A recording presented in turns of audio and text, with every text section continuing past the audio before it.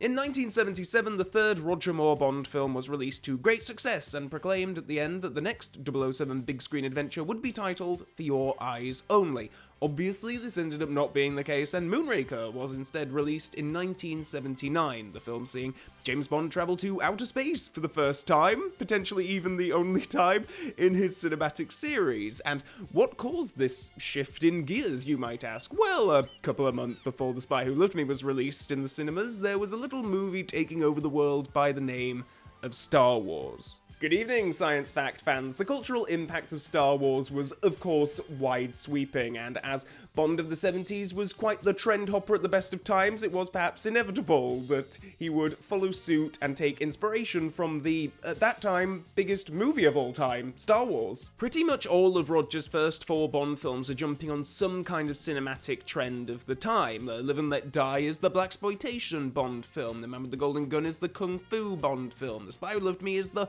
water Bond film, inspired by the success of Jaws. I can't wait to get talking about that one someday. And then there is Moonraker, of course, the space Bond film. At this point in the film series, they were still using Fleming's novels as the titles for the films, and I can only imagine how gleeful producer Cubby Broccoli must have been when he realised that there was an actual Ian Fleming title with space connotations. And I think it must speak to how undesirable the Moonraker title was prior to cinema's sci-fi explosion that the filmmakers were actually willing to turn to For Your Eyes Only, the title of a Fleming short story, before using the full novel title of Moonraker. I was really surprised to learn that the shift to using the Moonraker title actually occurred a few months into the film's development. According to the James Bond archives, Roger Moore signed on to star in the film on January 5th, 1978, and at that time the film was still titled For Your Eyes Only. In the same book, it is mentioned that former Bond screenwriter Tom Mankiewicz produced a rough draft outline for the film that was still titled For Your Eyes Only, despite featuring space shuttles that had the name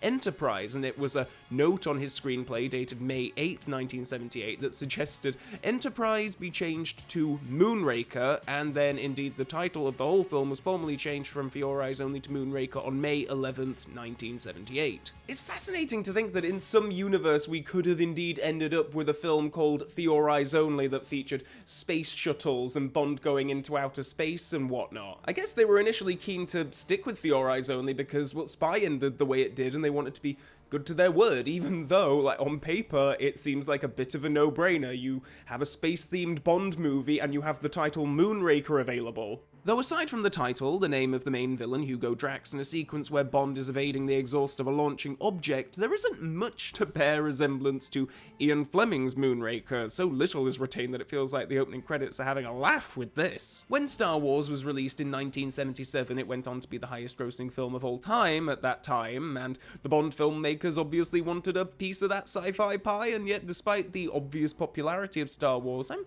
surprised that in interviews and such, it's often Close Encounters of the Third Kind, another popular 1977 sci-fi movie that gets brought up as inspiration. Indeed, Moonraker nods its head to the main theme from that film. It's used as a code to enter a secret laboratory, and given how incredulous M and the Minister of Defense look at each other when they hear it, I'm guessing that they're aware of that theme and the irony of its particular usage themselves.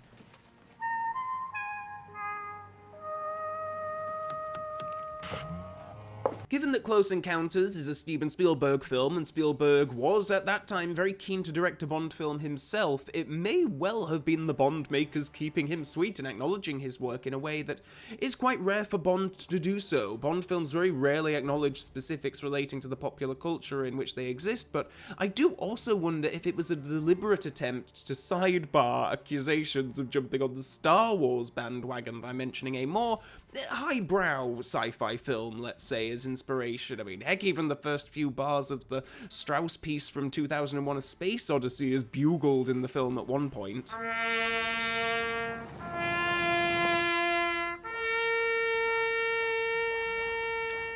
I have often wondered if this is a subtle way of the filmmakers trying to imply, Star Wars, is that what you said? Oh, sorry, never heard of it. No, we're inspired by the films of Steven Spielberg and Stanley Kubrick, not the kids thing with the laser swords and robots. Or perhaps these nods are just, referring to the fact that Cubby Broccoli did indeed know Steven Spielberg, and Stanley Kubrick's daughter worked on the previous Bond film, The Spy Who Loved Me. So maybe Broccoli does just have more of a personal connection to these references, and that's how they made it through. But to say that Moonraker clearly exists to rip off a load of sci-fi dollar. Science fact. Okay, science fact dollar. Despite that, Moonraker doesn't really rip off Star Wars itself all that much, and that might be a little surprising to some. This has been observed many times over, but for the most part, Moonraker is The Spy Who Loved Me with a space coating. The villain schemes are very largely similar. In each one, Bond is paired up with a female agent from a foreign agency, and the pair spar for much of the film. Both feature an awful lot of globe hopping and climax at giant, fantastical villain bases. Of course, there are lasers and a space battle, and Drax's base could well be seen as a kind of a Death Star. I mean, it's a base designed to have devastating consequences for the people of a nearby planet, but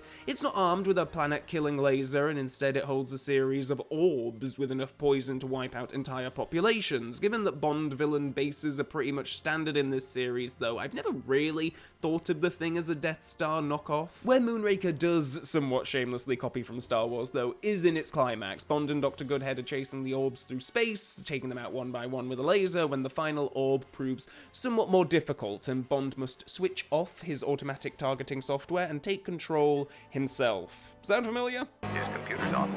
Luke, you switched off your targeting computer. What's wrong? It's a great excuse to add some extra tension into the finale of Moonraker, but it certainly doesn't have that same thematic resonance as Star Wars does. In Star Wars, the moment where Luke Skywalker switches off his targeting computer and decides to use the Force is a big character moment. It's Luke deciding to rely on the teachings of Obi-Wan Kenobi and be guided by a mythical entity that he previously knew next to nothing about. It's also hugely cathartic to see the small-town farm boy with little prospects from the start of the film go on to be the one taking out an entire planet-killing base full of bad guys. The climax to Star Wars is a thing of beauty, the perfect mix of spectacle and character that makes it a wholly satisfying and cathartic ending. In Moonraker, James switching off his targeting computer and using his instincts to fire the final shot to save the day carries little to no character or thematic weight, and that's not necessarily a problem. I love Moonraker and I love the whole climax. I'm just drawing this comparison because how can you not? I mean, it's clearly the same concept with a little bit of tweaking, but missing some of the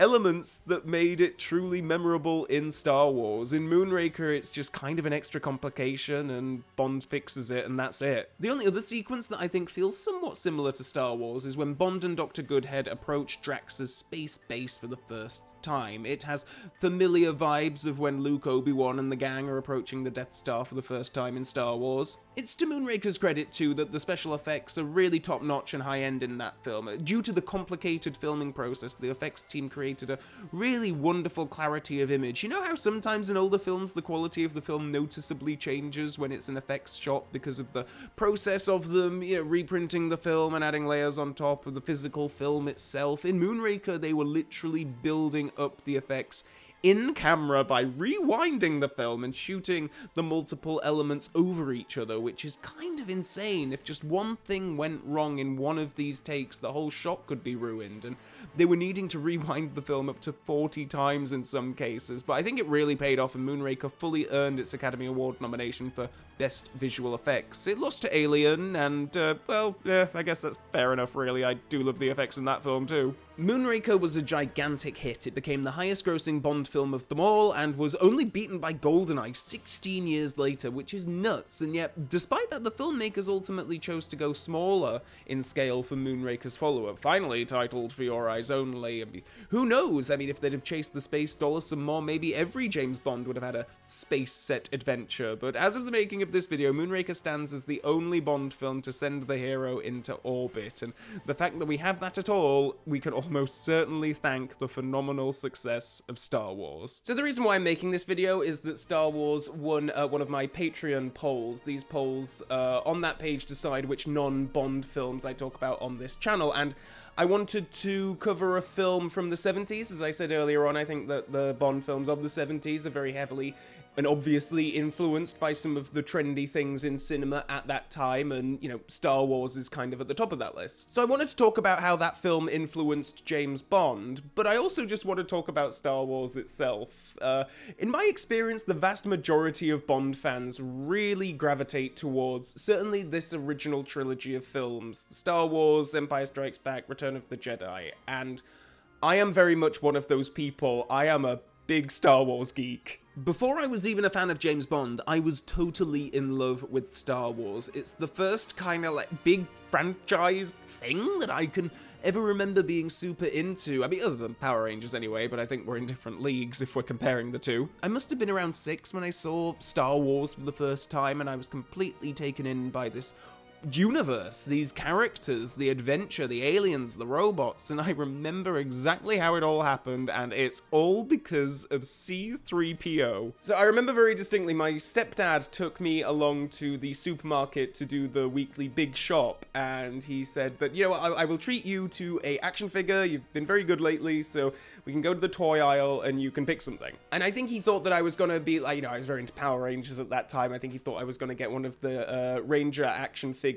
But there, while I was on the toy aisle, they had a small selection of Star Wars figures, and at the front was a little action figure of C-3PO. And I just remember seeing that robot, the gold, and I was really into robots at the time, and I was just kind of mesmerized by it, like a pint-sized Northern Goldfinger. And I was like, oh, I'd really like to have this toy, please. And my stepdad was like, are you sure about that? And I said yes, and then obviously I, you know, looked at the packet and was like, I want to know more about this Star Wars thing. There were other action figures there. And my stepdad was apparently the only person growing up in the 70s who not only did not see Star Wars, but had very little understanding of what it was even about. So he couldn't help me. So I went to my mum and she said, oh yeah, Star Wars, your Uncle Graham, he knows all about this. He's got the videos. And so I went over to my uncle's and showed him the toy, and then he lent me the videos, and I remember to this day sitting down with my little C-3PO action figure to watch Star Wars on video for the first time, and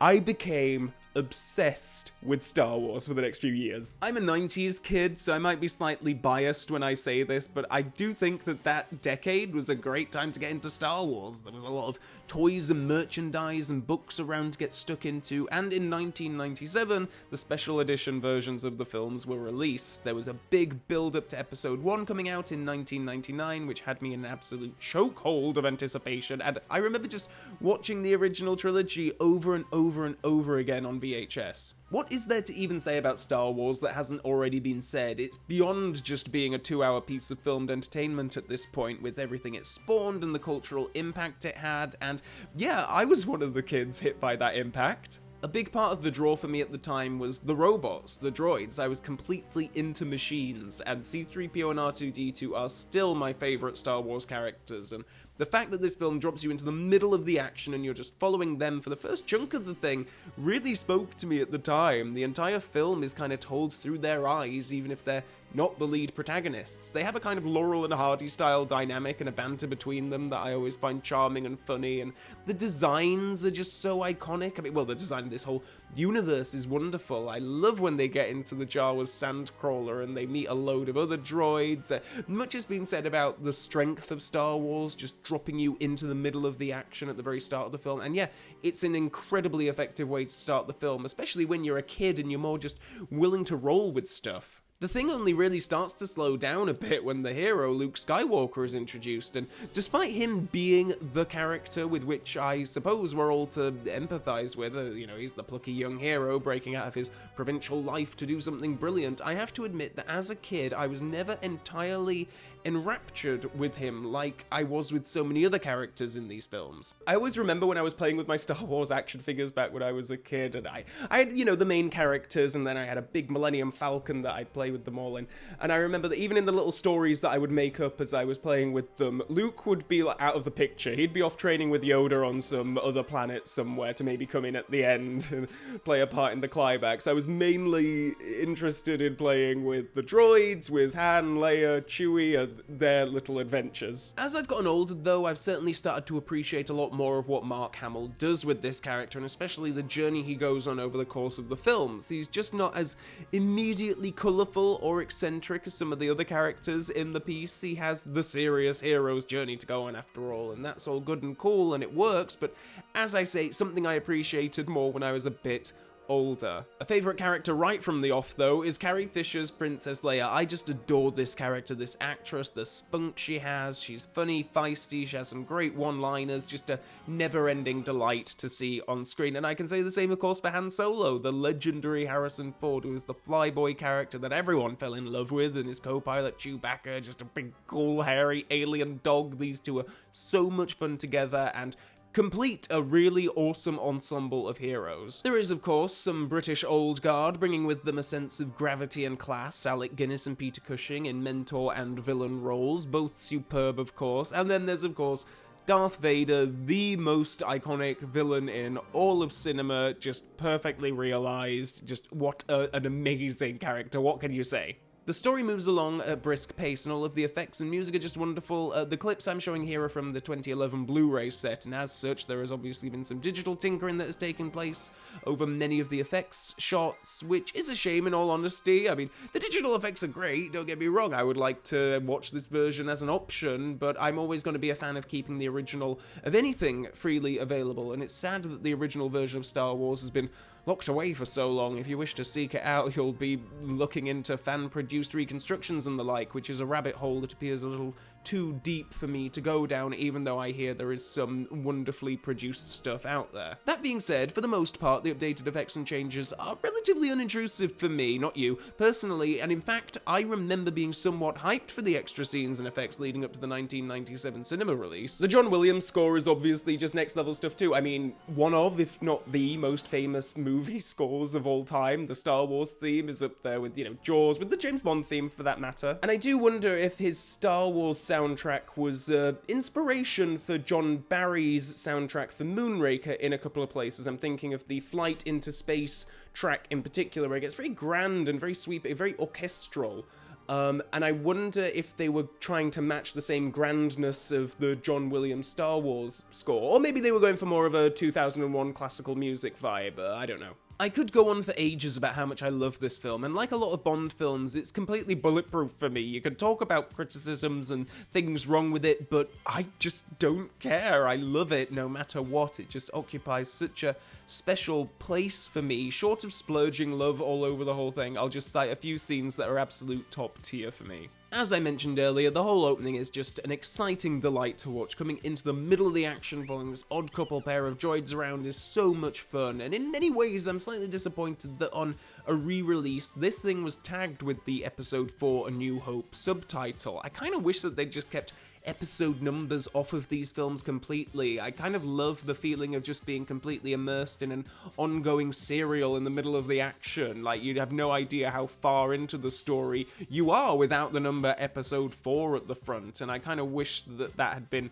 preserved for the future films. The sense of never quite really knowing where you are in relation to the beginning and the end, I think that would have been really cool. You can just take it for granted that everything involving 3PO and R2 in this original trilogy is top tier stuff for me. I find them hilarious and charming in everything they do. They're comedic relief, but they never feel overdone, or annoying, to me at least, in these initial 3 films. Opinions to the contrary can be directed to the comment section below. I love the scenes that introduce Luke at the farm, and John Williams makes the whole two sons sequence a goosebump-inducing emotional delight. This is stuff that probably bored me a bit as a kid, if I'm being completely honest, but now I just find there's such a purity to this story before the effects of the saga and expanded universe really hit in the media that came out after it. The whole breaking Leia out of prison is so much fun, and just how it's this ragtag group of heroes that have no idea what they're doing, and Leia is so feisty, it turns a somewhat stereotypical situation on its head, and I just love Leia's chiding throughout this whole sequence. The climax and the space dogfight is just one of the best finales in all of cinema for my money. It's exhilarating, and again, the John Williams score just takes